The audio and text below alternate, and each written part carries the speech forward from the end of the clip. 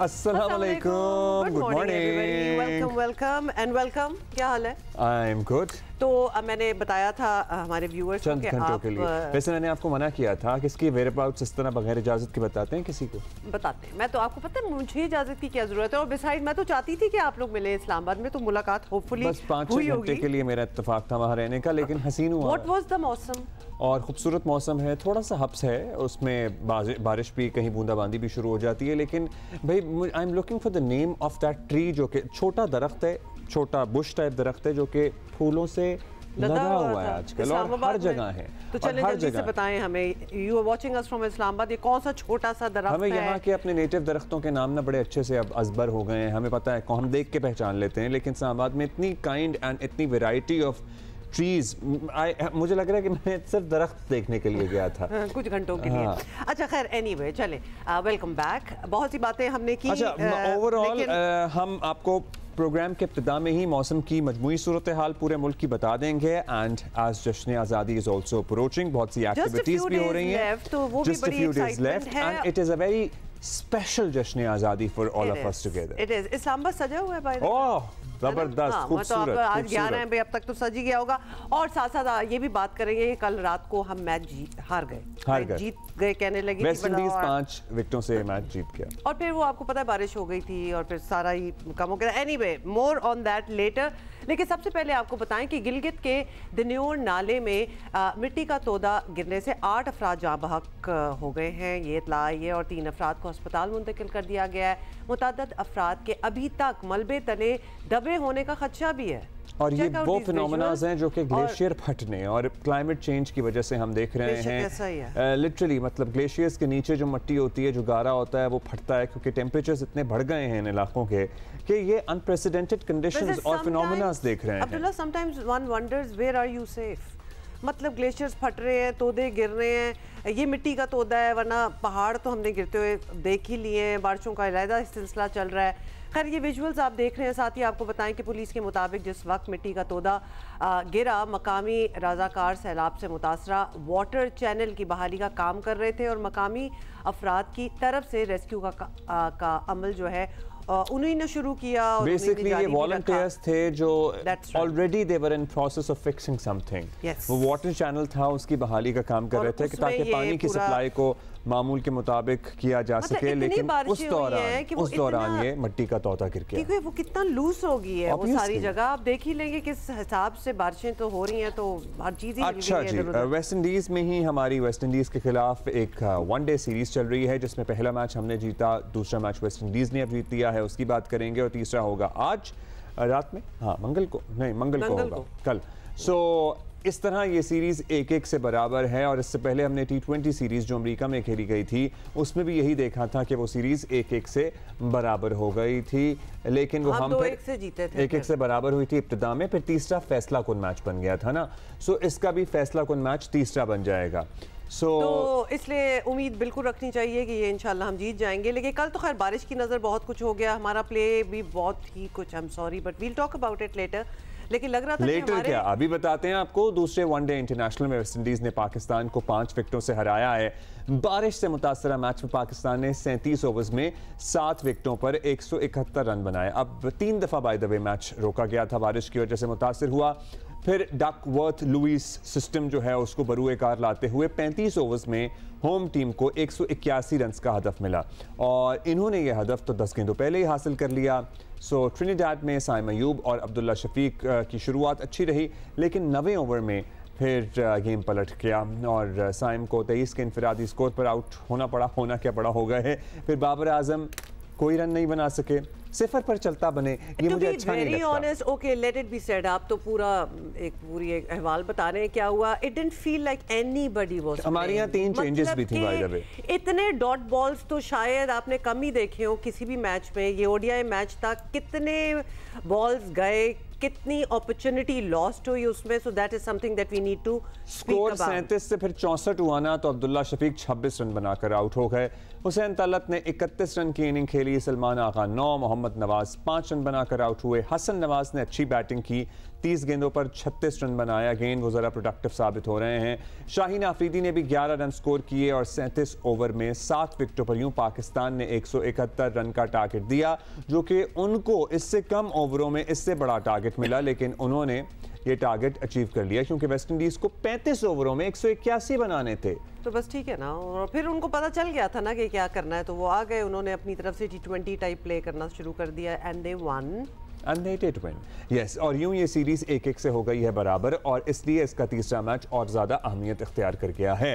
Absolutely, let's talk about it now। और क्योंकि बहुत से सवाल हैं, राशिद भाई हमारे साथ हैं, भट्टी साहब भी हमारे साथ हैं। वेलकम, अस्सलाम वालेकुम। राशिद भाई, सबसे पहले तो प्लीज़ ये बता दें कि ये इनसे कल, क्योंकि हम देख रहे थे और लग रहा था कि बड़ी मुश्किल पड़ी हुई है, या तो ये बाउंड्रीज के इंतजार में खेल रहे थे, या क्योंकि 1-2 तो कोई ले ही नहीं रहा था रन्स, तो जरा ये समझा दें कि हो क्या रहा था। मौसम की वजह से कंडीशंस ऐसी थी कि वी कुड नॉट था, बारिश बाद में हुई है, मौसम व्हेन इट स्टार्टेड ऑफ तो मौसम बिल्कुल ठीक था, मौसम को ना ब्लेम करें। जी राशिद भाई, हम पूछते हैं राशिद भाई। अस्सलाम वालेकुम। पहले तो अब्दुल्ला भाई इस्लामाबाद होके गए, तो बहुत अच्छा मौसम है यहाँ पे, और एक बड़ी खबर है इनके बाद जाने के बाद हुई है कि एक स्टेडियम बन रहा है अपना पार्क में, जो कि एक आइकॉनिक होगा पाकिस्तान के लिए। तो ये खबर जो वैसे हाथ हो चुकी है लेकिन कहीं टेलीविजन पे नहीं आई है, तो CDA के उसमें बन रही है, और मोहसिन नकवी साहब शायद इसको बना रहे हैं, और बड़ी खबर है ये। Certainly, ji, certainly Islamabad desperately needed a cricket stadium। और F9 पार्क में आप कह रहे हैं राशिद भाई? जी, वो लोकेशन F9 पार्क ही आ रही है, क्योंकि वो एक जगह ऐसी है जो कि मागला हिल और दूसरी एवेन्यूज के साथ लिंक करती है, और उसमें मेरे ख्याल से रास्ता भी ठीक होगा, और इतना पार्किंग की बहुत ज्यादा जगह है, जिसकी वजह से इसको जगह को लिया है। जबरदस्त। बाकी मैच के ऊपर आते हैं। मैच के ऊपर ये पहली बैटिंग वहाँ पे हमेशा डे नाइट मैच में पहली बैटिंग इश्यूज होती है, वहाँ पे ब्रेक भी मिलेगी, सीम भी मिलेगी, और साइम अयूब और अब्दुल्ला ने अच्छा स्टार्ट किया, पर एक को आगे जाना था, क्योंकि ये क्रिकेट ऐसी है जिसमें इन फॉर्म बैट्समैन का विकेट पे पिच पे रहना जरूरी है, जिसमें साइम अयूब थे, और बाकी दो जो थे उनकी बैटिंग बहुत तेज थी। एक हसन नवाज थे, एक हुसैन तलत थे, दो ऐसे बैट्समैन थे जो कि आगे लेके जा सकते थे। मायूस किया सबसे ज्यादा मेरे ख्याल से मोहम्मद रिजवान ने। बाबर तो आउट हो गए, लेकिन उन्होंने बहुत टाइम लिया, 38 बॉल दी है उसके अंदर, जो 7 ओवर होते हैं, ये 6 ओवर हो जाते हैं, तो वो बहुत टाइम लिया, उसमें आप सिंगल डबल निकालने चाहिए। बिल्कुल, वहां से प्रेशर जब पड़ जाता है, ये नहीं पता था बारिश हो जाएगी कितनी होगी, तो वो जो डॉट बॉल है ना, वो पाकिस्तान को क्रॉस करके ही वो हमें ले डूबी, बेसिकली बारिश तो कमी थी, लेकिन अगर वो हमें डॉट बॉलें ले डूबी। राशिद भाई, 36 बॉलें रिजवान की हम बात कर रहे हैं, 18 रन बनाए, 38 बॉल 38 पे। हाँ जी, उन्हीं की मैं बात कर रहा था। लेकिन इनफॉर्म जो बैट्समैन है, हुसैन तलत की सबसे की विकेट थी, वो बहुत ही अच्छा खेल रहे थे, क्योंकि मैं बार बार ये कहता हूँ कि सीजन प्लेयर है, काफी पुराने प्लेयर है, उनको गेम बिल्ड करने आती है। वो आगे की बॉल को कट मारने चले गए आउट, वो अगर आउट तो हो गए, बहुत ही अच्छा। लेकिन हसन नवाज, बारिश हो, आंधी हो, नहीं तो हमारे बल्लेबाज अपनी गलतियों की वजह से आपको लगता है अपनी विकेटें गवाते रहे, या फिर इट वाज डिफिकल्ट शुरू में? जाहिर है कंडीशंस आपने बताया ऐसी होती हैं कि पहले बैटिंग करने वालों को मुश्किलात आती हैं, सो ज्यादा कंडीशंस का अमल दखल था या हमारी गलतियां ज्यादा थी? नहीं, कंडीशन देखिए, आप जो इंटरनेशनल क्रिकेट जब इंसान खेलता है तो इन मुश्किलात को अच्छा टैकल कर सकता है, जब भी तो आप इस जगह पे पहुंचते हैं। तो शुरू की जो बॉल होती है वो तो निकाल ली थी आपने, उसके बाद स्ट्राइक को रोटेट करना पड़ता है, वो उसमें नाकामी हमें हुई है। और बारिश ने जो इंटरप्शन हुई है ना उसके अंदर, खेल में वक्फा जो हुआ है, उससे बहुत मुतासिर किया हमारी बैटिंग को, और वो हम टारगेट एक सेट ही नहीं कर पा रहे थे। फिर डेफमत लुइस पे आ गए, और उस पे उनको बहुत सारे इश्यूज हैं। जाहिर है रिजवान की भी अभी हमने तफसील से बात की, वो अपनी फॉर्म की बहाली के लिए तगोदौ में ही नजर आ रहे हैं हमें। हम बात करेंगे अब्दुल माजिद भट्टी साहब से। भट्टी साहब, 3 चेंजेस भी थी हमारे इस मैच में, बताइएगा क्या सूरत हाल आपके ख्याल में बनी जिसकी वजह से we ended up losing this match. और हम हुसैन तलत की बात कर रहे हैं, हम हसन नवाज की बात कर रहे हैं, तो वो जो हमारे लेजेंडरी बल्लेबाज हैं, बैटर्स हैं, उनसे पहले भी तो इनको ला सकते हैं ना, अगर ये हमें इन फॉर्म नजर आ रहे हैं। बहुत शुक्रिया अब्दुल्ला रोमा। देखें, आज हम पहले चूंकि बैट्समैनों की बात कर रहे हैं, तो पाकिस्तान की हिस्ट्री के एक बहुत बड़े बैट्समैन थे हनीफ मोहम्मद, जिन्होंने 14 घंटे वेस्ट इंडीज में बैटिंग की और टेस्ट मैच उन्होंने बचाया। तो आज हनीफ मोहम्मद की बरसी है। उनके बेटे तो मोहम्मद का मुझे मैसेज आया था, मैंने कहा चलें थोड़ा सा हनीफ मोहम्मद से चंद लफ्ज़ बोलकर आगे बढ़ते हैं कि पाकिस्तान की हमने उनके लिए ट्रिब्यूट एक तैयार किया हुआ है। भट्टी साहब, thank you for reminding us, and certainly Hanif Mohammad साहब को कौन फरामोश कर सकता है। जब जब पाकिस्तान क्रिकेट का नाम आएगा, हनीफ मोहम्मद का नाम जरूर आएगा। तो later in the show we will be honouring great little master. जी भट्टी साहब, देखें, मेरे ख्याल में हम 2019 के बाद पहली बार वेस्ट इंडीज से वनडे इंटरनेशनल हारे हैं। बाबर और रिजवान दोनों मैच हमने पहले मैच में तो दोनों को अच्छा खेलते हुए देखा, लेकिन कल के मैच में दोनों जिस तरह स्ट्रगल कर रहे थे, मुझे लग रहा है कि दोनों की बैटिंग में अभी तक वो कॉन्फिडेंस आ नहीं सका। जब से वो T20 टीम से बाहर हुए हैं तो लग रहा है कि उनका कॉन्फिडेंस भी काफी हद तक कम हो गया है। तो पाकिस्तान के जो टॉप के 4 बैट्समैन हैं, साइम अयूब, अब्दुल्ला शफीक, बाबर आजम और मोहम्मद रिजवान, जब आपके टॉप के 4 बैट्समैनों में से कोई भी बड़ी इनिंग्स ना खेल सके तो फिर तो टीम ने स्ट्रगल करना है। लेकिन कल जिस तरह 3 चेंजेस हुई, आप देखें कि अबरार अहमद आए, उन्होंने बहुत अच्छी बॉलिंग की। हसन अली की वापसी हुई, उन्होंने बहुत अच्छी बॉलिंग की। इवन मोहम्मद नवाज, उनकी बॉलिंग बहुत अच्छी थी। फिर जब पाकिस्तान इस छोटे से टोटल को 35 ओवर में डिफेंड कर रहा था, उस वक्त आप देखें पाकिस्तान के जो नॉन रेगुलर बॉलर थे, साइम अयूब और सलमान अली आगा, इन्होंने 7 ओवरों में 66 रन दे दिए। पाकिस्तान के फास्ट बॉलर्स में आप देखें शाहीन शाह आफरीदी मुसलसल स्ट्रगल कर रहे हैं। शाहीन और हसन अली ने भी 70 रन दे दिए। तो मेरे ख्याल में बाबर और रिजवान जब तक उनमें कॉन्फिडेंस नहीं आएगा, पाकिस्तान की बैटिंग का बेड़ा नहीं उठाएंगे, तो हमारी टीम इसी तरह स्ट्रगल करती रहेगी। मुझे लग रहा है कि जब से वो T20 टीम से बाहर हुए तो उनके दिल में कोई ऐसी खलीज सी है जिसकी वजह से बाबर आजम, देखें राशिद भाई इसमें बेहतर डिस्क्राइब करेंगे, पहले मैच में बाबर आजम जिस तरह एक फ्लाइट में बीट होकर स्टंप हो गए, कल जिस तरह वो यॉर्कर पर बोल्ड हुए, मेरे ख्याल में एक बड़े बैट्समैन आउट होते हैं, लेकिन जब आप पे बुरा वक्त आता है उस वक्त हम इस किस्म की सिचुएशन देखते हैं। बस हम ये बुरा वक्त देखे चले जा रहे हैं और हमने बीच में दुआ भी कर ली और मन्नत भी उठा ली कि ये बुरा वक्त बाबर आजम से टल जाए, क्योंकि हम सब उनके फैन तो हैं। बात ये राशिद भाई, बल्कि आप बताएं कि मतलब इतना कॉन्शियस हो जाना, बुरा वक्त भी आया हुआ है और कुछ अरसे से आया हुआ है। अगर बाबर आजम की बात हो, काफी अरसा हो चुका है। I'm not saying that one should give up on him, लेकिन बहुत चांसेस हो गए, he is not being able to recover. Next step क्या होना चाहिए? और खास तौर पे अगर प्लेइंग ऑर्डर भी देखा जाए, if he is not performing, तो बाकियों को फिर पहले भेजें। और maybe how should we help him? मतलब how the cricket board can help him, you know, gain his confidence या फिर डोमेस्टिक में वापसी हो, मतलब क्या ऑप्शंस हो सकते हैं? Because he is undoubtedly an asset. Yeah. देखें, कल के मैच के ब्लेम बाबर आजम को मैं कतई नहीं दे सकता। वो 1-2 बॉल खेल के आउट होके चले गए, उसके पास बैट्समैन थे। प्लेइंग 11 में बार बार यही कहता हूँ, उनके पार्ट टाइम बॉलर आपको मैच हरवाएंगे, जितवा नहीं सकते। कल के मैच के हारने की वजह प्लानिंग है आपकी, बाबर आजम नहीं है कहीं से भी।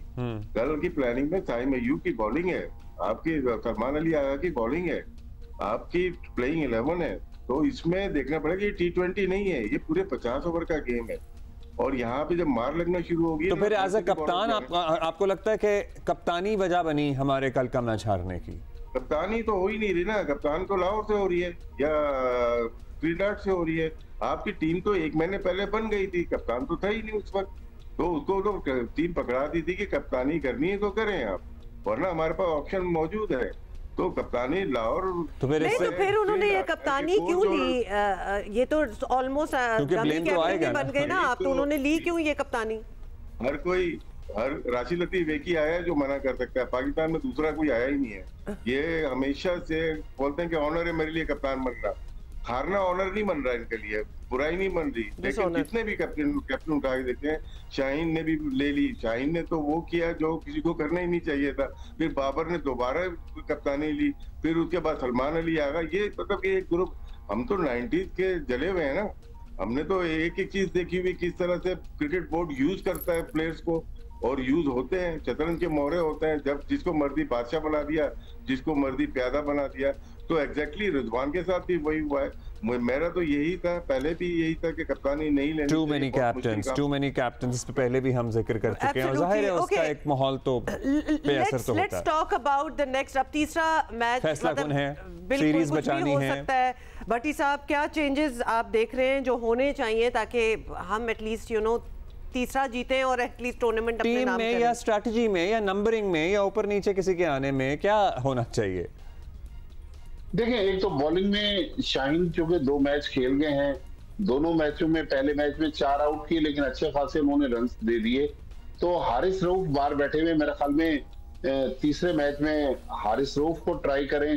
फिर सुफियान मुकीम को मेरे ख्याल में अगर अबरार और सुफियान मुकीम दोनों खेल जाएं, क्योंकि सलमान अली आगा ना बैटिंग में स्कोर कर रहे हैं ना बॉलिंग में हमें परफॉर्म करते हुए नजर आ रहे हैं। तो मेरे ख्याल में जो राशिद भाई स्पेशलाइजेशन की बात कर रहे हैं, तो सलमान अली आगा की जगह थोड़ा सा हम बड़ा दिल करें और सुफियान मुकीम को खिला दें।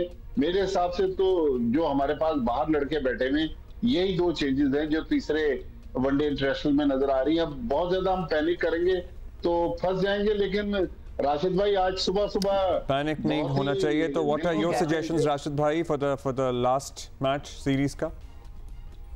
लास्ट देखिए, टॉस बहुत क्रूशियल है यहाँ पे ट्रिनिडाड में, यार दिन में बैटिंग है या रात में। पहली बैटिंग आ गई दिन में तो सुबह ही सुबह मुश्किलात होती हैं, दूसरी में बैटिंग सेकंड बहुत अच्छी है। तो पाकिस्तान अगर टॉस हारता है और उसके बाद डिसीजन, वेस्ट इंडीज की टीम इतनी बुरी नहीं है जितना लग रहा था, जितना हार रही थी, बांग्लादेश से हारी, ऑस्ट्रेलिया इंग्लैंड से हारी, लेकिन हमारे खिलाफ बहुत कैलकुलेशन उनकी अच्छी है। हालांकि बहुत अच्छे प्लेयर्स उनके मिसिंग हैं, लेकिन वेस्ट इंडीज जोर लगा रही है कि वो रैंकिंग को अपनी बेहतर करे वर्ल्ड कप 27 के लिए, तो वो भरपूर कोशिश करेगी और वेस्ट इंडीज के बहुत चांसेस हैं कि सीरीज जीत सकती है। बहुत शुक्रिया आपका राशिद भाई। तीसरा मैच होगा, फैसला कुन मार्का होगा पाकिस्तान के लिए। इंशाल्लाह हम जीतेंगे और फिर सीरीज की जीत को आपके साथ दोबारा डिस्कस करेंगे। और सरप्राइजेस करते होते हैं, और फिर आपको पता है कि हमारा बड़ा एक इंपॉर्टेंट अगस्त का महीना है, 14 अगस्त भी आने वाली है। 14 अगस्त का तोहफा तो मिलना चाहिए ना, ऑलमोस्ट एक तोहफा ही हो जाएगा और इंशाल्लाह हम कर लेते होते हैं। We make up for all our losses somehow. And पता है क्या, हम 14 अगस्त को इस दफा आपको पता है मार्का हक की वजह से ज्यादा सेलिब्रेट कर रहे हैं, बनता भी है और मजा भी आ रहा है। मतलब एक अंदर से एक चीज निकल रही है, अंदर से चीज निकल रही है। पता है, अगर कहीं किसी को, इससे पहले भी जाहिर है 14 अगस्त हम मनाते ही हैं, लेकिन इस दफा की खुशी और ही है। इस दफा का जज्बा आप आवाम में भी देखें, बिल्कुल मुख्तलिफ है। आप चाहे लोगों के घर देख लें, हर किसी ने बहुत दिन पहले से ही झंडा लगा लिया है, घर सजा लिए हैं। सरकारी इमारतें देख लें, फिर एक्टिविटीज गवर्नमेंट्स की सतह पे। हुकूमत ने आपको पता है कल रात को दोबारा सखर में माहौल बनाया, फिर ये पंजाब असम्बली के विजुअल्स हम आपको दिखाएंगे। और मतलब लाहौर भी दुल्हन की तरह सजा हुआ है, कराची को भी खूबसूरती से सजाया गया है, और बहुत सी एक्टिविटीज भी हो रही हैं। लाहौर चलते हैं अब्दुल्ला, क्योंकि एक्टिविटीज वगैरह की आपने बात की है और क्या तैयारियां हैं। उमे फरवा हमारी कॉरेस्पॉन्डेंट हमारे साथ हैं लाहौर से। उमे फरवा, क्या हो रहा है लाहौर में, क्या तैयारियां हैं 14 अगस्त की? हर साल की तरह पाकिस्तान में इस साल भी जश्न आज़ादी बहुत ही जोशो खरोश से मनाया जा रहा है। अगर यूँ कहा जाए कि जश्न आज़ादी ईद की तरह मनाया जा रहा है तो ये कहना गलत नहीं होगा। मैं इस वक्त उर्दू बाज़ार में मौजूद हूँ और यहाँ की गहमा गहमी रौनकें आपको बता सकती हैं कि किस तरह से जश्न आज़ादी की तैयारियाँ अरूज पर हैं। और यहाँ पर आपको जो पाकिस्तानी झंडा है सब्ज़ और सफ़ेद रंग का, इन्हीं 2 रंगों के अंदर मुख्तलिफ़ किस्म की वैरायटी नज़र आएगी, जहाँ आपको छोटा बड़े साइज़ का घरों की छतों पे लगाने वाला, इसी तरह से गाड़ियों पे लगाने वाले आपको झंडे नज़र आएंगे। उसके साथ साथ आपको मुख्तलिफ़ रंगों के बैजेस भी नज़र आएंगे, सब्ज़ और सफ़ेद रंग के, जो मुख्तलिफ़ डिज़ाइन और स्टाइल में बने हुए हैं। यही नहीं, आपको इसमें मुख्तलिफ़ वैराइटीज़ भी नज़र आएंगी। मैं इस वक्त अपने हाथ में एक छोटा सा बैग बनाया है, ये बच्चों के लिए है और आप खुद भी देख सकते हैं कि किस कदर खूबसूरत है ये, कि ये सब्ज़ रंग जो हमारे परचम का है उसके ऊपर चांद तारा बनाया हुआ है। तो इस तरह की आपको डिफरेंट वैरायटी यहाँ पर बाज़ार में नज़र आएगी। लेकिन ये जो बाजों का इस्तेमाल शुरू हो गया है, ये जश्न आज़ादी को मनाने का कोई तरीका नहीं है और इस पे हुकूमत से अपील की जा रही है कि ये बाजों के हवाले से जो खरीदो फरोख्त है इसको बंद किया जाना चाहिए। बाकी दूसरे शहरों की तरह लाहौर में भी जश्न आज़ादी के लिए तैयारियाँ भरपूर तरीके से जारी हैं। जी, यानी हर चीज होनी चाहिए, बस वो बाजे नहीं होने चाहिए। And I am with you, बिल्कुल सही बात की है फरमान ने। बाजे फाइन होना चाहिए, फाइन होना अच्छा चाहिए। भला एंजॉयमेंट आप करते करते ना गुस्सा चढ़ जाता है, तब चढ़ जाती है जब वो बाजे चलते हैं, आपका ब्लड प्रेशर हाई हो जाता है बाजे की आवाज से। It's not good. बाजे मतलब कोई और सिलेंसर उतारने पे भी, मोटरसाइकिल का सिलेंसर उतारने पे भी भारी जुर्माने होने चाहिए। कर लो सो या तो एंजॉय करें, लेकिन मतलब बाकी शहरों की सूरत हाल भी हम आपको बताएंगे। एक ब्रेक लेंगे, थोड़ी देर में वापस आ रहे हैं। Good morning.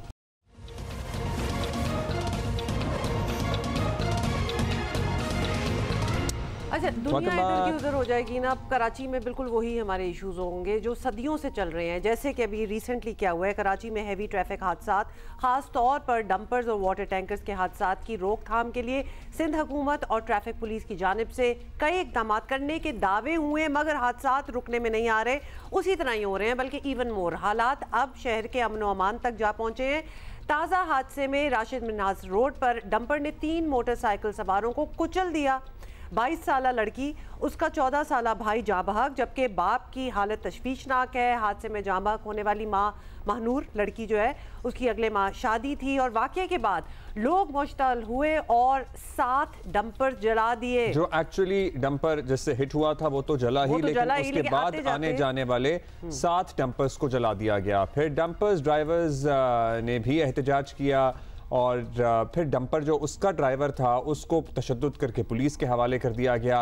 वाक़े पर ट्रैफिक पुलिस की इब्तिदाई रिपोर्ट में कहा गया है कि हादसे के वक्त डंपर खाली और फास्ट ट्रैक पर तेज रफ्तारी से जा रहा था। खाली था, भरा हुआ था, डंपर का फास्ट ट्रैक में जाने का क्या जवाब था भाई? क्यों जा रहा था? तो मुमकिन तौर पर मोटरसाइकिल साथ चलने वाली गाड़ी से हल्की सी टकराई और फिर बहन भाई मोटरसाइकिल से गिर गए और पीछे से आते तेज रफ्तार डंपर की वजह से दोनों जान से चले गए। इसकी इनफैक्ट सीसीटीवी फुटेज जो है वो भी सामने आ चुकी है। डंपर जलाने के 2 मुकदमा दर्ज, इंसदाद दहशतगर्दी एक्ट की दफात भी शामिल की गई हैं। एडिशनल आईजी कराची ने वाक़ये की तफ्तीश के लिए 4 रुकनी टीम बना दी है।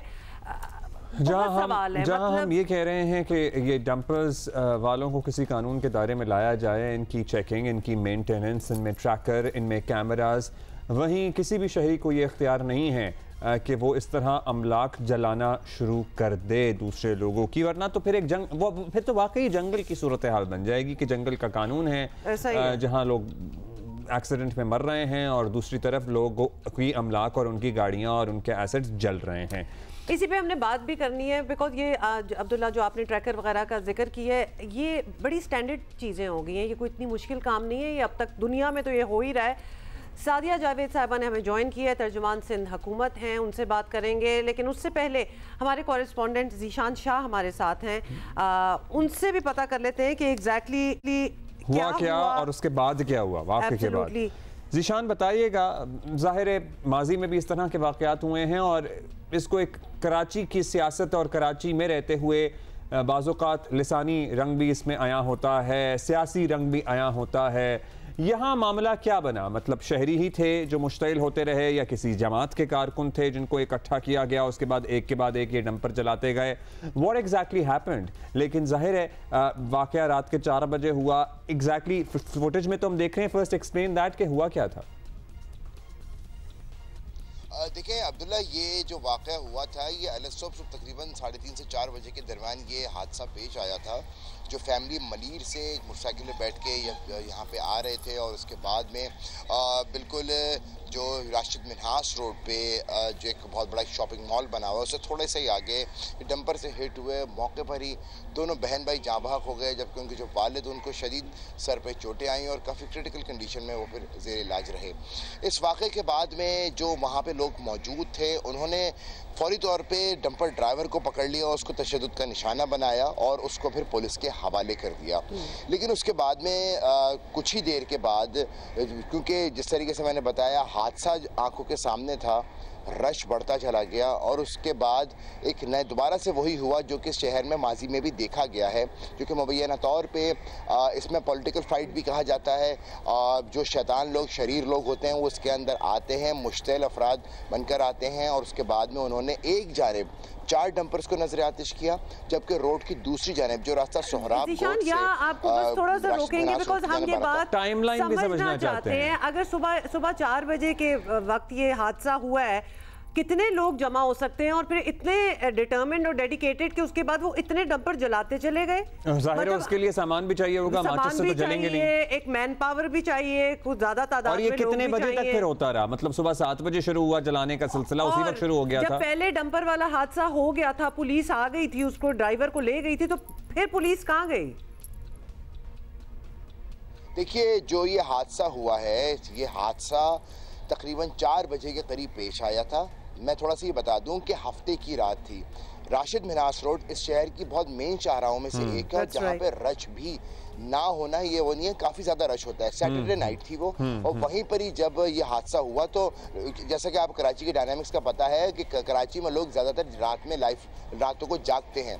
लोग वहाँ पे आ गए और आग लगाने के लिए, क्योंकि करीब ही एक पेट्रोल पंप मौजूद था, लोग वहाँ पे गए और इतनी बड़ी तादाद में लोग थे। जो ही ये रश शुरू हुए, लोगों ने वहाँ से जाके पेट्रोल ख़रीदा और एक एक करके जलाना शुरू हुआ। पुलिस मौके पर पहुंची थी, जैसा कि मैंने बताया कि पुलिस की लेकिन एक मोबाइल आई थी, उसके अंदर 4 से 6 पुलिस एहलकार होंगे, लेकिन जो कि मैं शायद थोड़ा ज़्यादा ही बता रहा हूँ। लेकिन उसके बाद में जो ही जब ये हादसा हुआ, डंपरों को आग लगाना शुरू किया गया, तो हम अमूमन यही देखा गया है कि जिस वक्त आवाम शदीद मुश्तिल होते हैं, पुलिस हमेशा स्टेप बैक होती है, जो कि उनकी एसओपी का भी पार्ट है, और उसके बाद में बैकअप के साथ आके उनको रिटेलिएट करते हैं। तो मैं बताने चाह रहा था कि जो ही 4 बजे वक़ुआ हुआ, तो तकरीबन 2 से ढाई घंटे के अंदर अंदर ये जो लोग वहाँ पर मौजूद थे, उन्होंने डंपर्स को टारगेट करना शुरू किया। एक जानब से आने वाले 4 डंपरों को लोगों ने टारगेट किया, जबकि दूसरी जानब से आने वाले 3 डंपर्स को लोगों ने टारगेट किया। लेकिन इसमें कहना ये बिल्कुल गलत नहीं होगा कि मुबैना तौर पे इसके अंदर कोई ऐसी इन्वॉल्वमेंट नजर आई है जिन्होंने 2 से ढाई घंटे बहुत वक्त होता है। मतलब जहां आप बता रहे हैं वहां से 3 से 4 थाने तो लगते ही हैं करीब। गुलबर्ग थाना है, जोहराबाद थाना है, गुलशन थाना है। सो उस पर भी हम आपसे बात करेंगे। जीशान सादिया जावेद साहिबा, ज़ाहिर है ये आज का मौजू तो है नहीं, ये मौजू हम आप ही के साथ मुतअद्दिद दफ़ा डिस्कस कर चुके हैं। क्या ऐसा निज़ाम बनाया जाए? वज़ीर आला सिंध तक ने नोटिस ले लिया, उन्होंने मुतअद्दिद मीटिंग्स कर ली हैं, SOPs तय कर लिए। क्या हम ऐसा करें कि ये हैवी ट्रैफिक से हादसात रुक सकें, कम हो सकें, लोगों की जानें ना जाएं? उस बच्ची की अगले महीने शादी थी।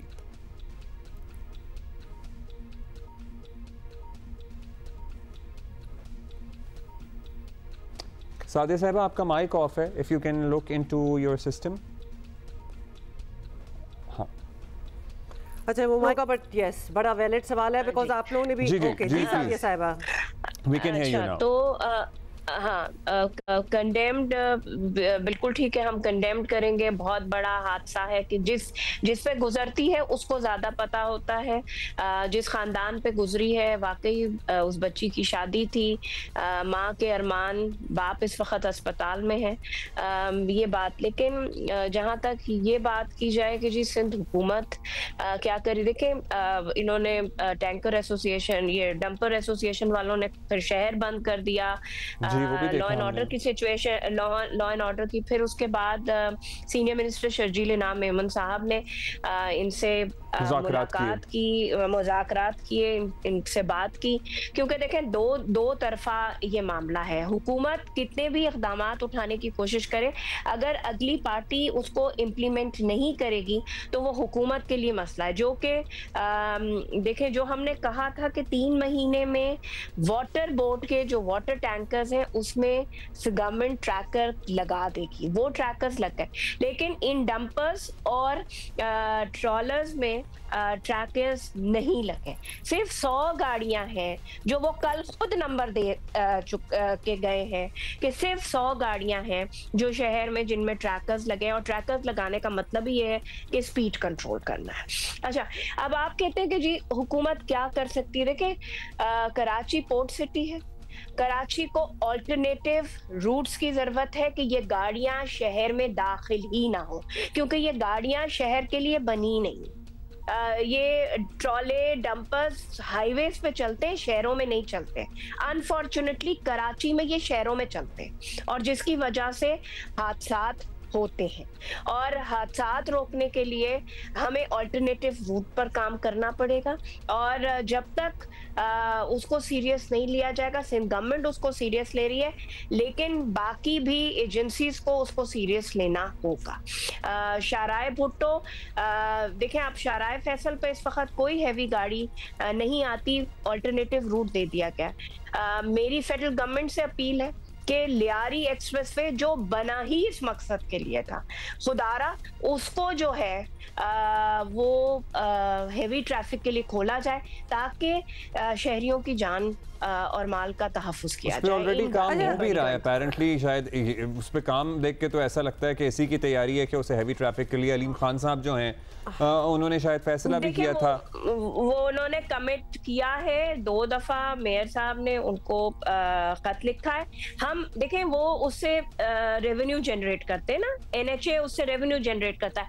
हमें रेवेन्यू नहीं चाहिए, जो रेवेन्यू आप जनरेट करते हैं वो आप ले जाएं, लेकिन उसको खोला जाए ताकि ये शहर में गाड़ियां दाखिल। अच्छा, उसको चेक एंड बैलेंस के बाद खोला जाए कि वो इंजीनियर जब हुई थी तो वो इसलिए इंजीनियर हुई थी, सादी साहिबा, वो तो जब होगा तब होगा। अभी क्या करना है, क्योंकि ये जो एक्सीडेंट्स हैं, और आप ही से हमारी इतनी बार इसी टॉपिक पे बात हो चुकी है, और हमें नहीं लगता that we have moved even an inch forward. क्योंकि अगर आप ये कल वाला सैटरडे नाइट वाला ये इंसिडेंट आप देख लें, मतलब इंतज़ामिया किधर थी उस वक्त। पहले तो जी ये हुआ, 7 टैंकर्स जो हैं उनको आग लगा दी गई, इंतज़ामिया उधर नहीं है। उसके बाद हाईवे को ब्लॉक कर दिया गया, प्रोटेस्ट किया गया, उसमें भी इंतज़ामिया नहीं नजर आई। मतलब घेराव किया गया, क्या क्या नहीं जी, लेकिन एक्चुअली करना क्या है आपने, वरना ये तो रोज का मामला हो गया। और हम इसको इस डंपर जलाने को भी इसमें शामिल कर रहे हैं कि वहां लॉ एंड ऑर्डर कंट्रोल करना भी पुलिस की जिम्मेदारी थी, और ये डंपर नहीं जलने चाहिए थे। हाँ, बिल्कुल नहीं जलने चाहिए थे, क्योंकि देखें, जो डंपर है जो चला रहा है वो भी एक गरीब आदमी है, जो ड्राइवर है वो तो ओनर नहीं है ना। जो ओनर्स के खिलाफ, let's not be so sympathetic to the driver at this moment, क्योंकि हमें क्या पता कि वो I am not sympathetic to them. लेकिन आप जो बात कर रही हैं कि सिंध गवर्नमेंट क्या कर रही है, देखिए कल उनको बुलाया गया है, 25 अगस्त की डेडलाइन दी गई है। उसके बाद अगर गाड़ियों में ट्रैकर्स नहीं होंगे और टायर के गिर्द सेफ्टी शील्ड नहीं होंगी, तो ये डंपर्स और हेवी ट्रैफिक शहर में दाखिल नहीं होने दिया जाएगा। पुलिस इसके खिलाफ कार्रवाई करेगी। जहां तक अगर आप बात कर रही हैं कि इंतज़ामिया मौजूद नहीं, फायर ब्रिगेड की गाड़ियां वहाँ मौजूद थी, लेकिन जाहिर सी बात है मॉब इतना ज़्यादा वो जो था वो रैश था कि आपके रिपोर्टर ने भी ये बात की कि पुलिस को स्टेप बैक करना पड़ा, क्योंकि दोनों साइड से फिर मजीद मामलात वो होते, इसीलिए एक्शन लिया गया है। 14-15 लोग गिरफ्तार हैं ऑन स्पॉट से।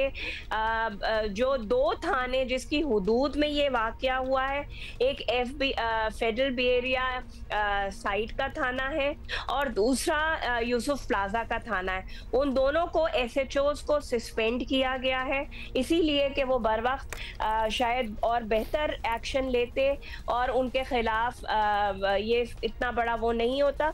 लेकिन 100% उन्हें बेहतर एक्शन लेना चाहिए था। सादिया साहबा, ऐसा लगा कि शायद एक्शन लिया ही नहीं गया। So AB area Yusuf plaza थाने के SHOs को सस्पेंड किया गया है। जी जीशान, हमारे कॉरेस्पॉन्डेंट से हम एक और बात भी पूछना चाहते हैं। जीशान, अब हमने देखा है कि जब भी पुलिस जरा मुतहर्रिक होती है, ट्रैफिक पुलिस, तो सारों की जी गाड़ियां रुकी जाती हैं, जिनके काले शीशे लगे हुए हैं वो पता किया जाता है, नंबर प्लेट्स जो है फैंसी नंबर प्लेट उसकी चेकिंग होती है, ड्राइविंग लाइसेंस चेक हो रहे होते हैं। हमें कोई एग्जांपल दे दे, एटलीस्ट मैंने नहीं देखा, और अब्दुल्ला आप भी बता दें कि डंपर, ट्रेलर, टैंकर, इनके खिलाफ रोक के उनके ड्राइवर्स की कोई चेकिंग होती है कि उनके पास लाइसेंस भी हैं, अंडर एज तो नहीं है? इतने हमारे मसले हैं। ज्यादातर हमने गाड़ियों वाले या मोटरसाइकिल वाले ही पुलिस के हत्थे चढ़े हुए देखे हैं, या रात के औकात में जाहिर कम ट्रैवल होता है। सो आप, इसीलिए हम ये सवाल आपसे पूछ रहे हैं कि इनकी भी उसी तरह से बारीक बीनी से चेकिंग होती है?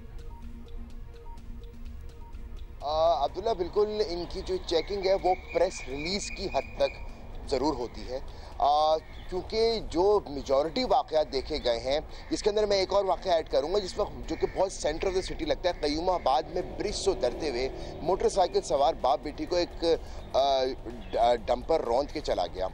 बीच रोड पे ये हादसा पेश आया, उसके बावजूद भी वहाँ पे ट्रैफिक की नफरी भी इजाफी तैनात की गई, डिस्ट्रिक्ट पुलिस की नफरी भी तैनात की गई, एक्शन अनफॉर्चुनेटली नहीं हुआ। दिन में अगर आप बाहर निकल जाएं सड़कों पे, ये मैं रोड की बात कर रहा हूँ, अगर रोड पे निकल जाएं तो आपको, या शाम के औकात में, जो आप अगर देखें दिन के औकात में तो हादसा पेश आते ही आते हैं, लेकिन रात के औकात में हादसा की शरह एक अलग लेवल पे चली जाती है। उसके बाद में इस किस्म के रिएक्शंस देखने को मिलते हैं। अनफॉर्चुनेटली बिल्कुल भी किसी की जानिब से कोई एक्शन नहीं लिया जाता। थोड़ी देर के लिए इब्तदाई तौर पर बहुत ज़ोरदार कार्रवाइयाँ होती हैं, नज़र आती हैं, हफ्ता 10 दिन ये सब कुछ चलता है, और उसके बाद में दोबारा आहिस्ता आहिस्ता फेड आउट होना शुरू हो जाता है। ये चीज़ माजी में अभी की बात नहीं है, बल्कि साल साल से ये चीज़ देखने में आ रही है कि पुलिस एक्शन जरूर लिए जाते हैं। सभी को अपनी लेन का ख्याल रखना चाहिए। बाइकर्स भी फास्ट लेन में ना आए, सस्पेंड किया जाता है, dumpers and trailers and tankers भी फास्ट लेन में ना आए। मतलब दुनिया में कोई मरबूत निज़ाम है ना ट्रैफिक का, इसलिए कवानीन वज़ा किए गए हैं। साथी साहिबा, आप हमें बताइए कि हम आपको दोबारा कब जहमत दें ये जानने के लिए कि हाँ जी अब तमाम जो टैंकर्स हैं और डंपर्स हैं उसमें ट्रैकर लग गए हैं और टायरों के गिर्द सेफ्टी गार्ड्स जो हैं वो नस्ब हो गए हैं। ये एक्शन अगर आज से शुरू हो जाएगा तो how long would it take to get implemented? नहीं, देखें उनको डेडलाइन दी गई क्योंकि ऑलरेडी एक टाइम पीरियड दिया गया था 3 महीने का, जो वो गुजार चुके हैं। लेकिन कल उन्होंने जो रिटन एग्रीमेंट गवर्नमेंट के साथ किया है उसमें उनको डेडलाइन दी गई है कि 25 अगस्त तक ये सारे मामलात वो करें, वरना शहर में आपकी गाड़ियों को ऑपरेट नहीं करने दिया जाएगा। और जहां तक आपकी बात है, मैं एक बात जो आपके रिपोर्टर ने भी की है और मैं आपके प्रोग्राम से भी वो लोगों को, कि हम सब सारी गवर्नमेंट्स को ये देखना चाहिए कि पाकिस्तान में कोई इंस्टीट्यूट मौजूद नहीं है इन हेवी गाड़ियों के चलाने के लिए ड्राइवर्स का। मैं और आप तो गाड़ी चलाना सीखते हैं तो वो लर्निंग स्कूल्स हैं, हम देखें इस पे तो फिर लाइसेंस कैसे जारी हो रहे हैं इन्हें, फिर उसमें भी सवाल उठता है ना। लाइसेंस जारी हो रहे हैं, इसीलिए लाइसेंस भी चेक किए जा रहे हैं, जिसके लिए 2 सेंटर्स जहां इन गाड़ियों का फिटनेस हो रहा है वहां इनके लाइसेंस। लेकिन जाहिर सी बात है ये इशू किसी तरह सॉर्ट आउट हो और लोगों की जान जो है वो ना जाए। सादिया साहिबा, थैंक यू। अच्छा, अब कितनी डेडलाइंस दी जाए? जिस तरह के सादिया साहिबा भी कह रही थी कि जी 3 महीने का टाइम दिया गया, इट्स नॉट। और जो गाड़ियां जली हैं और जो गाड़ियां जली हैं, सही अच्छी बात है, वो धरना दे रहे थे, एहतजाज कर रहे थे, उनको कॉम्पनसेट किया जाना चाहिए, जिनका कोई लेना देना नहीं था इस हादसे से। लेकिन जिस घर में अम्बात वाक़ हो गई, क्या वो टैंकर, ट्रेलर वाला, डंपर वाला कोई कॉम्पनसेट करेगा? मतलब मुआवजे की सूरत में, ज़ाहिर जान का बदला तो नेमुल बदल तो कुछ नहीं हो सकता, लेकिन वहाँ भी कुछ कॉम्पनसेशन का इंतजाम किया गया है। और ये डंपर वाला मामला जो है ना, ये ट्रैकर लगाना और लाइसेंसेस वगैरह, मतलब कोई कितने करोड़ों डंपर्स तो नहीं होंगे, ये कंटेन किया जा सकता है, इसको बड़ी जल्दी भी किया जा सकता है। ऑलरेडी कोई हफ्तों की बात, ये महीनों में तो किया जा ही सकता है ना। अभी हम एक ब्रेक ले रहे हैं और ब्रेक के बाद हाजिर होते हैं।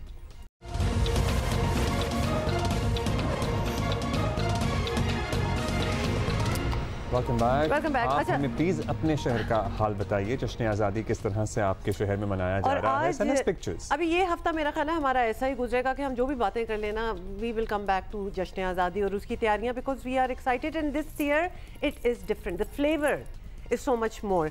तो पेशावर जाएंगे, हाँ, और हमारे साथ ही आफ्ताब, और वो हमें बता रहे हैं कि वहाँ रुताब रुताब इफ्तिखार साहिबा हमारे साथ हैं। Okay, that's a different. आप किसी और का सोच रहे थे? हमारा कभी उनसे इस तरह तारुफ नहीं हुआ, तो आज हो जाएगा। ओके जी, ओवर टू यू रुताब, बताइएगा पेशावर में क्या हो रहा है? मुल्क भर की तरह पेशावर में भी यौम आज़ादी की तैयारियां जोरों शोर से की जा रही हैं। पेशावर की गलियों और बाजारों में यौम आज़ादी से मुताल्लिक सब जलाली परचम और यौम आज़ादी के लिए स्टॉल्स भी लगाए गए हैं। इस वक्त हमारे साथ शहरी मौजूद है। झंडे वगैरह लेते हैं, बेज वगैरह लेते हैं। हम 14 अगस्त मनाएगा अपने फैमिली के साथ, अपने आवाम के साथ, अपने बच्चों के साथ, अपने फैमिली के साथ, अपने KPK में 14 अगस्त अपने भरपूर तरीके से अपने जज्बे के साथ मनाएगा। पाकिस्तान हमेशा जिंदाबाद, पाकिस्तान जिंदाबाद। यौम आज़ादी के लिए तैयारियों से पता चलता है कि हम न सिर्फ अपने मुल्क से मोहब्बत करते हैं बल्कि दुनिया को भी बताते हैं कि अपने मुल्क से हमें बेइंतहा मोहब्बत है। जी thank you Rutab, and seems like कि आप नए हमारे जियो में आपसे बातें होंगी, आपसे हम जरूर बातें करेंगे। इस वक्त टाइम नहीं है, we have to take a short break, will be right back.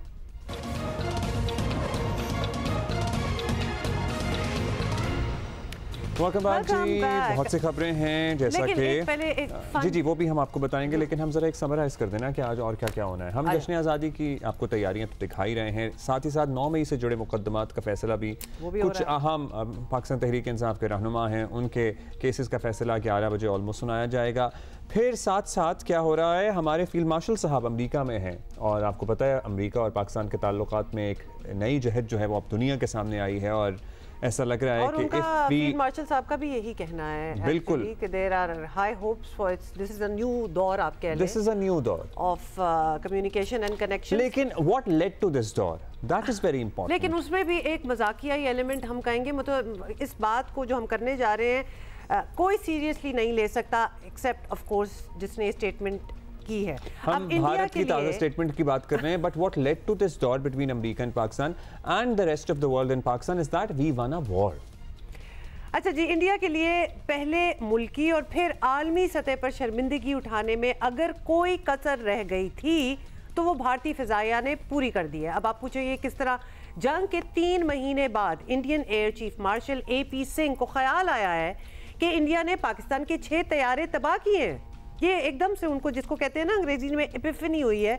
जाहिर है इसका मजाक ही बनता है और क्या बात करें, लेकिन 2 दिन बाद भी कोई एक ऐसा दिफाई माहिर सामने नहीं आया जिसने भारतीय फिजाइया के इस दावे की तस्दीक की हो।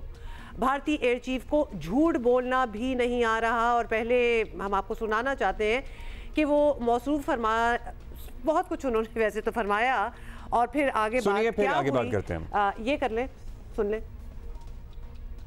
3 hangars that we attacked. One was, of course, Sukur, the UAV hangar, the Bholari hangar of AEWNC, and Jacobabad, the F-16 hangar.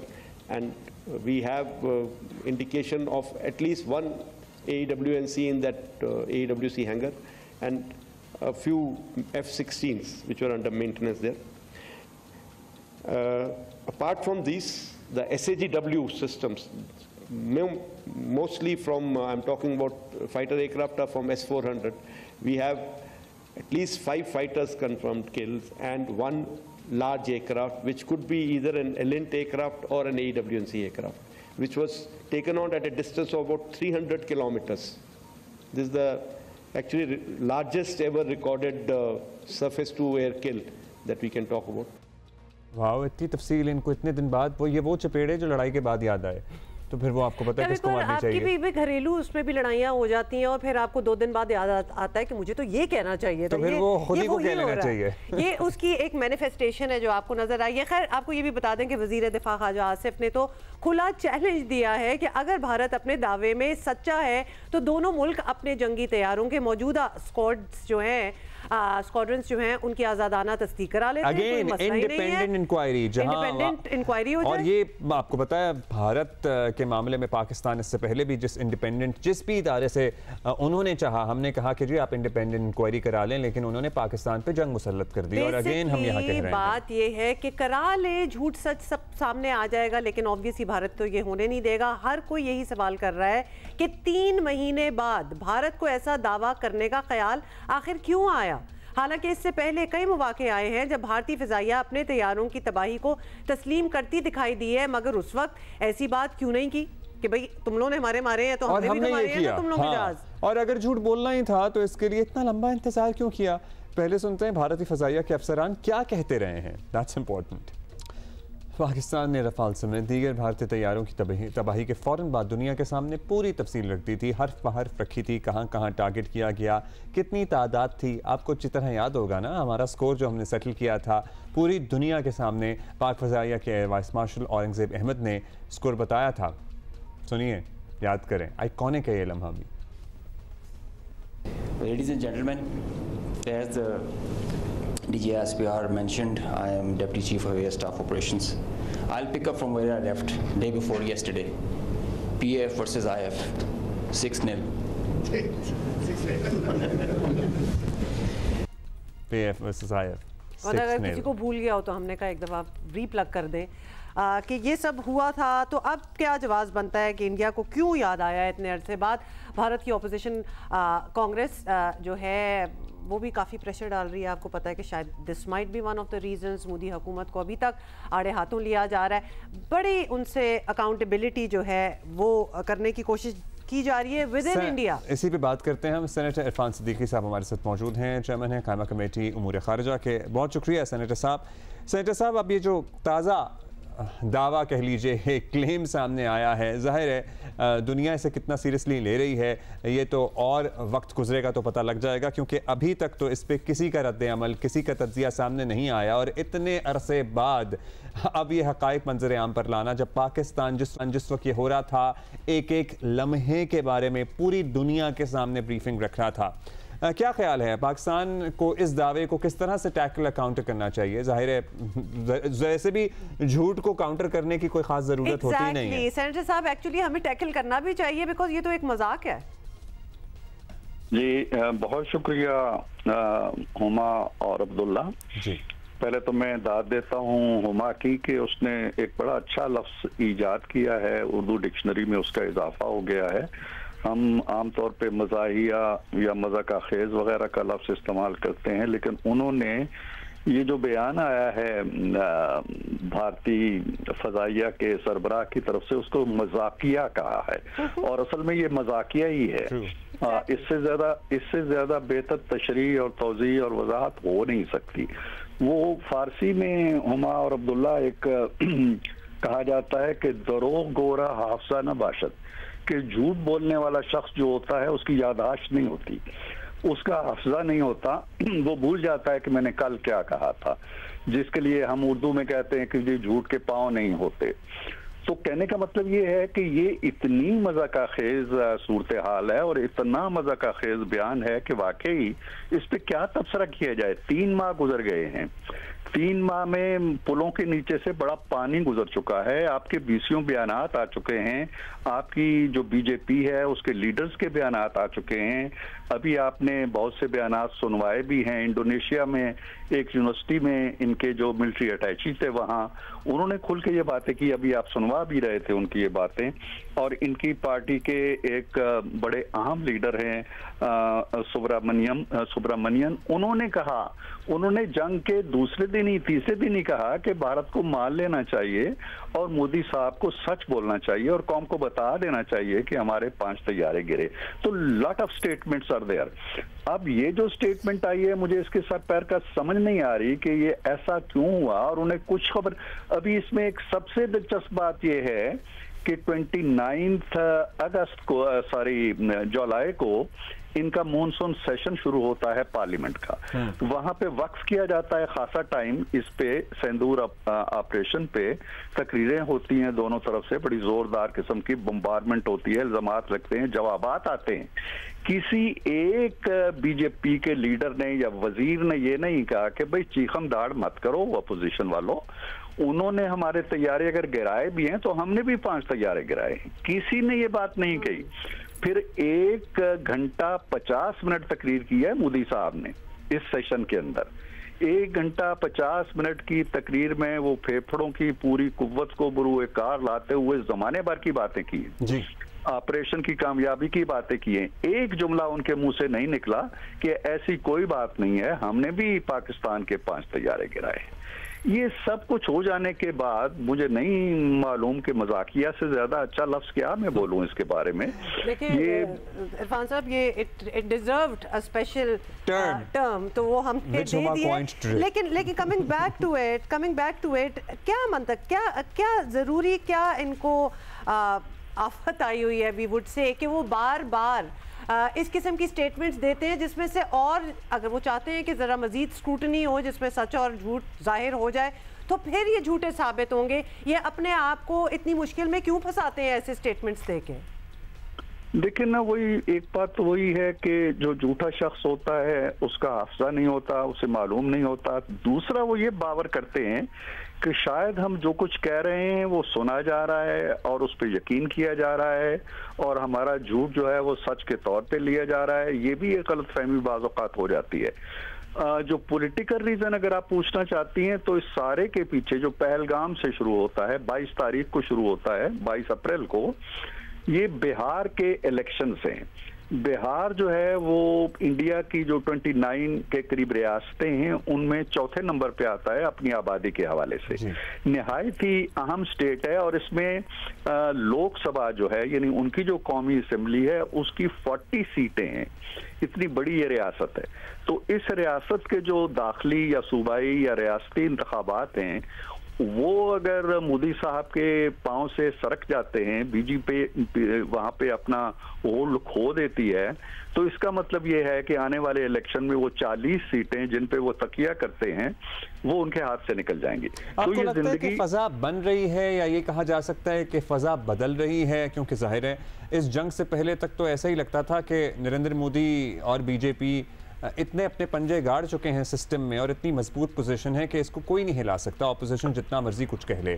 अभी भी ऑपोजिशन जाहिर है कमजोर ही है और वक्त लगेगा, लेकिन एटलीस्ट वो वेव शुरू हो गई है जहां बीजेपी और नरेंद्र मोदी मुश्किल में है। What do you think?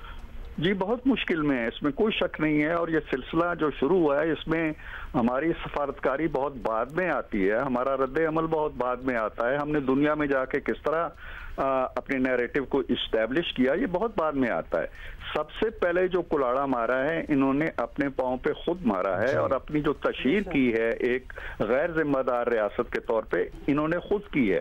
इसके साथ साथ अब्दुल्ला, मैं एक चीज और आपको बता दूं, वो बड़ी सिग्निफिकेंट है, हमारे यहाँ उसका ज्यादा तज़किरा नहीं हुआ, वो है राहुल गांधी की जो 2 दिन उन्होंने कंसेक्टिव प्रेस कॉन्फ्रेंसेस करके रिगिंग के बारे में शवाहिद दिए हैं 2024 के इलेक्शन में, और ये बताने की कोशिश की है कि मोदी वो इलेक्शन हार चुके थे। 80 के करीब सीटें किस तरह उन्हें मिली हैं या दिलवाई गई हैं और उनकी हुकूमत बनी है। ये भारत की तारीख के अंदर ऐसा नहीं हुआ कभी। भारतीय इंतखाबात जैसे भी होते हैं उन पे इतने कड़े इल्जामात धांधली के नहीं लगते, हमारे यहाँ ये मामूल है। तो वो भी एक बहुत बड़ा दबाव पड़ा है दाखिली तौर पे मोदी के ऊपर, मोदी की गवर्नमेंट के ऊपर, और जो खारजी सतह पे उनकी रुसवाई हो रही है, जग हंसाई हो रही है, आइसोलेशन है, वो एक अलग मामला है। तो ये सारी चीजें उनके एसाब पे दबाव डाल रही हैं, फौज के एसाब पे भी दबाव डाल रही हैं, एयरफोर्स पे एसाब के दबाव डाल रही हैं। मोदी साहब वाई तबाही बके जा रहे हैं, लेकिन मेरा ख्याल ये है कि अब वो वक्त गुजर चुका है। मैं यहाँ कई सफारतकारों से अब्दुल्ला मुलाकात होती है तो मैं कुरेद करता हूँ किसी एक ने भी पहलगाम के हवाले से भारतीय जो मौक़िफ़ है उसको तस्लीम नहीं किया। वो तो दुनिया ने भी नहीं किया और सदर ट्रंप ने भी नहीं किया, और सदर ट्रंप का जो मौक़िफ़ है उसे भारत नहीं मान रहा है, तो जाहिर है वो वहां से। सदर ट्रंप के पास देखे ना ज़राए हैं, वसाइल हैं, दुनिया की एक सुपर पावर है, उन्होंने तहकीक करने के बाद ये कहा है ना कि जी 5 तैयार है इस जंग में गिर गए। सदर ट्रंप को लेकर तो वो दोहरी मुश्किल में फंसे हुए हैं। दोहरी क्या मतलब, इससे भी ज्यादा अगर कोई तादाद हो सकती है तो वो जाहिर है बड़े मुश्किल हालात हैं। अब जरा हम अपने कुछ, सेनेटर साहब चूंकि आप हमारे साथ मौजूद हैं, अपने दाखिली मामलात का जरा जिक्र कर लेते हैं। हम आज़ादी का जश्न इस दफ़ा अलग ही रंग है जो नज़र आ रहा है, अलग ही फ्लेवर है। अक्रॉस द कंट्री हम इवेंट्स भी देख रहे हैं, हुकूमतों की सतह पे आवाम को एंटरटेन करने के लिए बहुत कुछ किया जा रहा है, बड़ी अच्छी बात है, लोग बड़े खुश भी हैं। लेकिन अभी भी पॉलिटिकल अनरेस्ट है इन अ सेंस के पाकिस्तान की जो अपोजिशन की सबसे बड़ी जमात है पाकिस्तान तहरीक इंसाफ, आप देख लीजिए उनकी नाअहलियों का मामला भी चल रहा है, अदालतों से केसेस के फैसले भी आ रहे हैं। अभी 5 अगस्त को उन्होंने एहतजाज भी करके देख लिया, शायद आगे भी करें या 14 को भी करें या 13 को भी करें या 15 को भी करें। सो ये मामला आपको क्या लगता है, अब चूंकि हम स्टेबल हो गए हैं इकोनॉमिकली भी, खारिजी सतह पे भी हमें बड़ी कामयाबियां मिल रही हैं, हम अपनी दाखिली सियासत में स्टेबिलिटी कब देखेंगे? अब्दुल्ला, ये इतना बड़ा पेचीदा सा सवाल है कि इस पे शायद बहुत वक्त लगे, जो आपके पास नहीं होता, मेरे पास तो खासा है। मामला ये है कि ये जो 9 मई है, इसको या तो हम अपनी जो तकवीन है, अपनी जो तारीख है, उसके अंदर से पकड़ के खारिज कर दें और कहें जी कि 8 के बाद 10 मई आ गया था, 9 आया ही नहीं। फिर तो ठीक है, माफ़ी कर दें, तलाफ़ी कर दें, दरगुजर कर दें, कोई माफ़ी मांगता है नहीं मांगता है, दरवाजे खोल दें, छोड़ दें और रास्ता खोल दें कि आइंदा फिर कोई एक 9 मई होता है तो फिर हम यही कुछ करेंगे। ये बड़ा पेचीदा मामला है, ये कोई सियासी केसेस नहीं है बिल्कुल जो माजी में बनते रहे हैं, ये जराइम पे मबनी है। फलां ने घर जला दिया, फलां ने फलां के दफ्तर पे हमला किया, फलां ने कोर कमांडर का घर जला दिया, फलां ने तैयारे जला दिए, ISI का दफातर जल गए फैसलाबाद के अंदर। तो ये ठोस केसेस है ना, इन केसेस को हम कहाँ लेके जाएं अगर इनमें सजाएं नहीं होनी। अब मामला क्या है? मामला ये है कि सजाएं आज हो रही हैं और हमारा सारा फोकस, हुमा का फोकस, आपका फोकस, मेरा फोकस, सबका फोकस इन सजाओं पे है और उन शख्सियात पे है बड़ी बड़ी पे जिनको ये सजाएं हो रही हैं। 9 मई पस मंजर में चला गया है, उसका चेहरा धुंधला चुका है, 2 साल से ज्यादा अरसा गुजर चुका है, किसी को याद ही नहीं है कि ये 9 मई हुआ था और ये सजाएं उससे ताल्लुक रखती हैं। इन सजाओं को हम आइसोलेशन में देख रहे हैं और इनको आइसोलेशन में देखते हुए हम ये समझते हैं कि ये बड़ा जुल्म हो रहा है। एक जुल्म जो 9 मई को हुआ था, 2 साल पहले हुआ था, वो मैं भी भूल गया हूँ, आप भी भूल गए हैं, हुमा भी भूल गई है। ये है अलमिया। अगर ये 9 मई के फौरन बाद 1 महीने के अंदर जिस तरह बरतानिया में हुआ, जिस तरह अमेरिका में हुआ, आप इससे कड़ी सजाएं दे लेते ना तो वो आसानी से बर्दाश्त हो जाती हैं। आज तो आप उन दिल खराश सानियों के बदले में किसी को खराश भी डालेंगे तो वो महसूस की जाएगी कि यार ये क्या हो गया।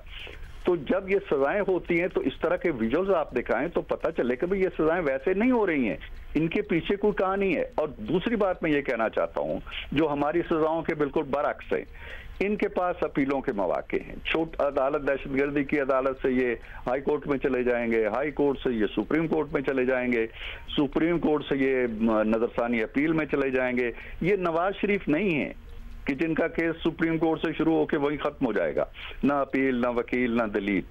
तो ये मेरा ख्याल है कि इन सारी चीजों को देख, मैं बिल्कुल सजाओं के या ये जो बहुत से चेहरे हैं मेरे जाने पहचाने हैं, दोस्त हैं मेरे, हम सेनेट में बैठते हैं इकट्ठे, दुख होता है, लेकिन मुझे वो भी दुख है, मैं उस दुख को फरामोश नहीं कर सकता। वो एक ऐसा सानिया है जब 250 मकामात, दिफाई मकामात निशाना बनते हैं। आप तसव्वुर करें कि भारत में ऐसा हुआ होता, अमेरिका में ऐसा हुआ था, बरतानिया में कोई जमात ऐसा करती, वो किस अंजाम से 2-4 हो चुकी होती। हमारी जो कोताही है वो ये है कि हमने 2 साल गुजार दिए। 2 साल में 9 मई का पेचीदगियां भी थी, आपको पता ही है, बहुत सारे इश्यूज थे जाहिर है। ये कानूनी पेचीदगियां जब ही पैदा होती है ना, जब आप वक्त गुजारी करते हैं, जब आप बरतानिया में राइट्स के हवाले से रात को जज बैठते हैं और 1 घंटे में फैसला कर देते हैं तो कानूनी पेचीदगी पैदा नहीं होती है। ठीक हो गया सेनेटर साहब, शुक्रिया आपके वक्त का, thank you for your time. अब सेनेटर साहब की बात में भी बड़ा, क्योंकि जब जस्टिस डिले हो जाए ना, या फॉर दैट मैटर किसी भी चीज़ में, अभी तो हम एग्जांपल हमने ये 9 मई वाला लिया हुआ है, तो फिर और बड़े सवाल उठना स्टार्ट हो जाते हैं। It has to be justice delayed is justice denied, but justice hushed is justice rushed as well.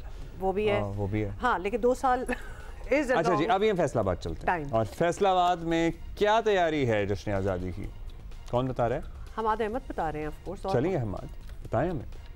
जी, फैसलाबाद के शहरियों की जानब से भी जश्न आज़ादी की तैयारियां भरपूर अंदाज में जारी हैं। चौक घंटाघर के साथ अमीनपुर बाज़ार में बड़ी तादाद में यहाँ पर स्टॉल्स लगे हुए हैं, जहाँ पर झंडे, झंडियाँ और दीगर जो आराइशी सामान है वो दस्तयाब है। इसके अलावा शहर के दीगर मुख्तलिफ इलाकों में जो कारोबारी मराकज़ हैं वहाँ पर भी जगह जगह स्टॉल मौजूद हैं, जहाँ पर ख़रीदारी के लिए जो शहरी हैं वो बड़ी तादाद में आ रहे हैं। ख़ास तौर पर बच्चे जो हैं वो बड़े पुरजोश हैं, जो अपने वालिदैन के साथ आ रहे हैं और जो आराइशी सामान है वो ख़रीद रहे हैं। झंडे झंडियाँ ख़रीद कर जो शहरी हैं वो अपने घरों को सजा रहे हैं। यहाँ पर बच्चियों के लिए ख़ुसूसी तौर पर मलबूसात दस्तयाब हैं। इसके साथ जो आराइशी सामान में उनके पहनने के लिए चूड़ियाँ, जो बैजेस और हेयर कैच वगैरह, इस तरह जो 14 अगस्त के हवाले से तैयार किए गए हैं वो बच्चे बड़े शौक़ से ख़रीद रहे हैं। और जैसे जैसे दिन गुजर रहे हैं यहाँ पर ख़रीदारी के लिए आने वालों का रश जो है वो बढ़ता जा रहा है। जी अच्छा जी, मौसम की बात करेंगे क्विकली। अब वैसे जश्न आज़ादी पे आपको पता है हमेशा बारिश होती है, बचपन से मुझे एक मेमोरी है लाहौर में, तो जब हम झंडियाँ लगाते थे तो हमारी झंडियाँ ख़राब होती थी। हाँ, लेकिन हम कराची में हैं और अब ये कह देना कि जी बिल्कुल बारिश होगी और ऑल दैट, यहाँ हम कोई वादे नहीं कर रहे कराची के हवाले से, लेकिन वैसे होती है। इनफैक्ट मुल्क के बेशतर इलाकों में मानसून बारिशों का सिलसिला जो है वो जारी भी है, लेकिन अब उतना थंडर नहीं पहले है, जैसी शिद्दत नहीं है। And thank God for that. Abdullah, आपने तो ऐसे बात की है जैसे you are sad about it. Deputy director Pakistan Meteorological Department, बहुत शुक्रिया अंजुम साहब। अंजुम साहब बताइएगा मुल्क के तूर अर्ज़ में क्या सूरत हाल है? Monsoon is over in Pakistan या अभी इसके आखिरी कुछ हफ्ते चल रहे हैं? जी बहुत शुक्रिया। मॉनसून अभी ओवर नहीं हुआ, मॉनसून अभी मजीद रंग दिखाएगा। अच्छा, फिलवक्त ये है कि आप कह सकते हैं कि मुल्क के अक्सर इलाकों में एक ब्रेक की सी पोजीशन डेवलप हो गई है और 14 अगस्त तक जो है वो इक्का दुक्का मुकामात पर ही बारिश होती रहेगी। जैसे कल भी इस्लामाबाद में बारिश हुई, आज भी एक्सपेक्टेड है कि सियालकोट और उसकी विसिनिटी में बारिश हो जाएगी। ताहम 14 तारीख से लेकर 23 तारीख तक के जो 10 डेज हैं they are very critical for Pakistan. सबसे पहले जो है वो जो हमारा नॉर्थ ईस्टर्न पंजाब है, जिसमें सियालकोट, कसूर, नारोवाल और उससे मुल्हिका इलाके हैं, यहाँ पर 14 तारीख से की शाम से या 14 तारीख से जो है वो बारिश का सिलसिला शुरू होगा, जो कि मूसलाधार भी हो सकता है। जो हमारे ईस्टर्न रिवर्स हैं उनका कैचमेंट एरिया है, जिसकी वजह से जो हमारे ईस्टर्न रिवर्स हैं उसमें फ्लडिंग सिचुएशन डेवलप हो सकती है। इसके साथ साथ जो है वो बड़े शहरों में अर्बन फ्लडिंग के ख़तरात भी मौजूद रहेंगे। इसके बाद ये सिलसिला जो है पाकिस्तान के सदर्न इलाकों की तरफ मूव होना शुरू होगा और इस बात की तवक्को है कि 17 तारीख से तकरीबन 23 तारीख तक सिंध के अक्सर इलाकों में दरमियानी से मूसलाधार और चंद मुकामात पर शदीद मूसलाधार बारिश भी हो सकती है। और जैसा कि बात कर रही थी कराची की कि कराची में बारिश नहीं हो रही, तो इस अब इम्कानात बनते हुए नज़र आ रहे हैं, बल्कि काफ़ी हद तक बन चुके हैं कि 17 तारीख से लेकर 23 तारीख तक कराची में भी वक्फे से अच्छी बारिश के इम्कानात बनते हुए नजर आ रहे हैं। और अतराफ में सिंध के मुतादिद इलाकों में, अब मैं कल किसी से बात कर रहा था, थर में वो काश्तकार हैं और वो कह रहे थे कि हमारे यहाँ बारिश हुई ही नहीं है, इसलिए हमारी फसलें तबाह होने का ख़तरा भी पैदा हो गया है। सो या सिंध के बहुत से इलाकों में बारिशों की ज़रूरत है और वहाँ ऑन द अदर साइड जहाँ बारिशें बहुत हो गई हैं, तबाही है, वहाँ पे हम तवक्को ही करेंगे कि इतनी बारिश ना हो। सेकेंड, आप कराची के लिए 17 कह रहे हैं। आई मीन ऑब्वियसली पहले भी बहुत फोरकास्ट इसकी पहले डेट्स बहुत आई हैं, वैसे बहुत डेट्स आई हैं, हम इंतजार में भी बैठे हैं, कोई बारिश नहीं हुई, लेकिन अब फोरकास्ट 17 की आप बता रहे हैं, which is next Sunday actually, इतवार। जी 17 तारीख की शाम से ये सिलसिला शुरू होने के इम्कानात हैं। उससे पहले फ्राइडे, सैटरडे को और संडे के दिन कराची के टेम्परेचर्स थोड़े से राइज होंगे, थोड़े से आसमान पर क्लाउड्स भी कम हो जाएंगे, थोड़ी सी गर्मी की शिद्दत आएगी। उसके बाद तवक्को है कि 17 तारीख की शाम या रात गए से ये सिलसिला शुरू होने के इम्कानात हैं, जो कि तकरीबन 23 तारीख तक वक्फे से रहेगा। ठीक है जी, शुक्रिया आपका अंजुम साहब। Inviting you अगर इन केस आपको लग रहा था कि मॉनसून ख़त्म सा हो रहा है, तो नॉट जस्ट येट, अभी एक और स्पेल जो है वो रहता है। Okay, let's take a break.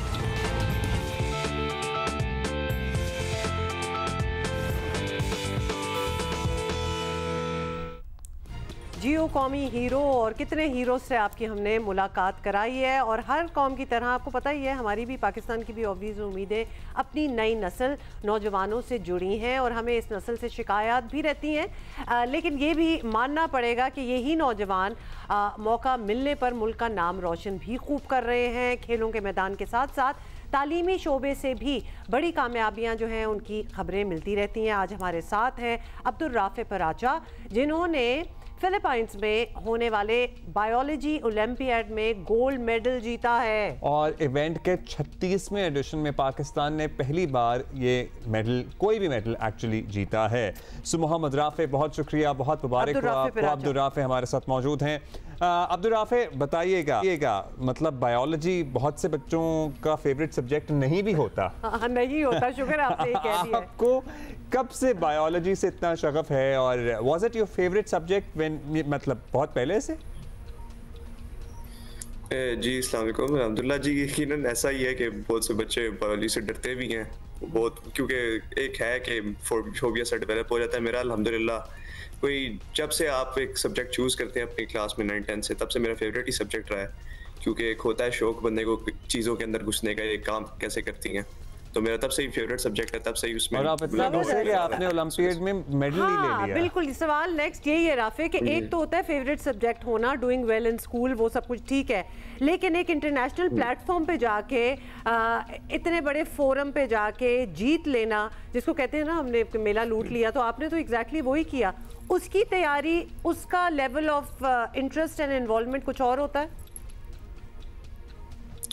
मेरे ख्याल से अगर आपको किसी सब्जेक्ट का भी शौक हो तो उसी शौक को आगे लेके चलना काफ़ी आसान होता है। इन तरह के कॉम्पिटिशन्स के लिए आपको अपनी सोच यकीनन बदलनी पड़ती है, जैसा कि आपने कहा, क्योंकि हमारे कोर्स में किसी सब्जेक्ट को पढ़ना, हमारे सिलेबस में किसी को पढ़ना काफ़ी मुख्तलिफ होता है किसी ऐसे कॉम्पिटिशन के लिए, इस सब्जेक्ट को लेके चलने के लिए। तो सोच आपको यकीनन बदलनी पड़ती है, लेकिन अगर आपको शौक हो किसी सब्जेक्ट का तो वो आप आराम से कर सकते हैं। अच्छा, when we talk about Olympiad, ये बायोलॉजी ओलंपियाड, इसमें क्या होता है? इसके मुख्तलिफ मराहिल होते हैं, इसमें किस तरह से नॉलेज टेस्ट होती है? बिकॉज आप बहुत से बच्चों के लिए इंस्पिरेशन भी होंगे जो आज पहली दफा इस ओलंपियाड के बारे में शायद सुन रहे हो हमारे से।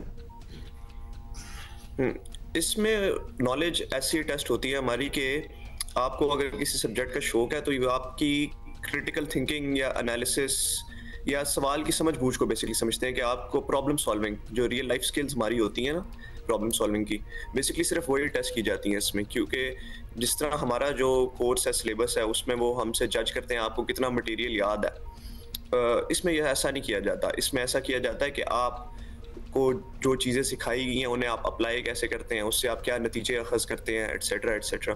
तो इस काफ़ी अच्छे तरीके तो हमारा तो ये लर्निंग पैटर्न ही नहीं है, ये आपके स्कूल ने आपको सिखाया या आपका अपना इंटरेस्ट है। हम तो एक्चुअली अभी तक उसी तरह है कि हमें कितनी चीज़ें याद हैं, हमारा एग्जामिनेशन सिस्टम उसी को सपोर्ट करता है। अप्लाई किया जा सकता है, that's too far fetched. Unfortunately एक ये हकीकत है कि हमारा जो सिस्टम है, हमारा जो लर्निंग पैटर्न है, वो इससे बिल्कुल ही मुख्तलिफ है। वही मैं कह रहा था कि आपको सोच काफ़ी हद तक अपनी बदलनी पड़ती है इस तरह के कॉम्पिटिशन में जाने के लिए। मेरा अल्हम्दुलिल्लाह जो स्कूल है सिद्दीक पब्लिक स्कूल, उन्होंने काफ़ी हमारा ये लर्निंग पैटर्न इस तरफ भी रुझान उन्होंने रखा हुआ था, क्योंकि वो अपने स्टूडेंट्स को थोड़ा इंकरेज करते हैं क्रिटिकल थिंकिंग वगैरह के लिए। बाकी वही बात है कि हमें ओवर ए ईयर ये सारी ट्रेनिंग की जाती है, तो उस ईयर में आपको अपना स्विच करना पड़ता है फोकस, कि भाई आप उस तरफ से दूसरी तरफ जाएं, कि आपको थोड़ा क्रिटिकल एनालिसिस, प्रॉब्लम सॉल्विंग, इस तरफ के भी आपको रुझान। ये जो आप ये प्रॉब्लम सॉल्विंग, क्रिटिकल थिंकिंग, ये सारी बातें कर रहे हैं, आई मीन अगर कोई मैथ ओलंपियाड हो तो हम सोच सकते हैं, हमारी शायद इतनी सोचो कि इसको किस तरह टैकल किया जाए, लेकिन जहाँ बायोलॉजी हो, मतलब वो 1 साल की जो आपने ट्रेनिंग की, उसमें क्या क्या था? How was it different to what you already do? जो 1 साल हमने ट्रेनिंग की वो बेसिकली अब हम जो कोर्स में पढ़ते हैं वो तो हम नॉर्मल लेक्चर्स लेते हैं, बुक्स पढ़ते हैं, एटसेट्रा एटसेट्रा।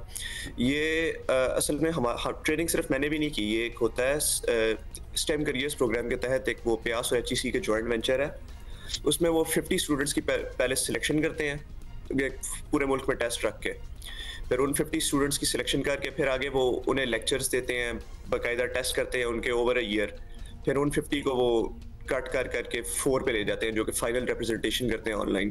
तो उन लेक्चर्स में वो जनरल हमारे वही PhD MPhil के हमारे प्रोफेसर्स होते हैं बड़े टैलेंटेड, वो हमें लेक्चर्स देते हैं, डिफरेंट एंगल से चीज़ें समझाते हैं, डिफरेंट तरीके से नई चीज़ें अखज़ करने को सिखाते हैं। इसी तरह हमारी प्रैक्टिकल ट्रेनिंग भी होती है जिसमें हमें वो what a great learning experience for you as well, और उसमें फिर आपने क्या नुमाया कामयाबी भी हासिल की है। बहुत शुक्रिया आपका Abdul Rafay Paracha, congratulations to you, your mentors and your family, truly a Geo hero for all the youngsters watching us this morning. Break ले रहे हैं, वापस आ रहे हैं। Good morning.